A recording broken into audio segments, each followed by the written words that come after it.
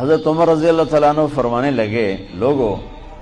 تہجد میں کسی کو روتے دیکھ کے یہ نہ سمجھنا بہت بڑا آدمی ہے، لا تغرنکم تنتنۃ الرجل باللیل فی صلاته، کسی کو تہجد میں ہچکیاں لیتے گڑ گڑاتے دیکھ کر یہ نہ سمجھنا کہ رابعہ بصری ہے، جنید بغدادی ہے، یہ نہ سمجھنا کہ بہت بڑی عورت ہے، بہت بڑا مرد انسان ہے۔ ان الرجل کامل مکمل اکمل اعلیٰ ترین انسان جانتے ہو کون ہے؟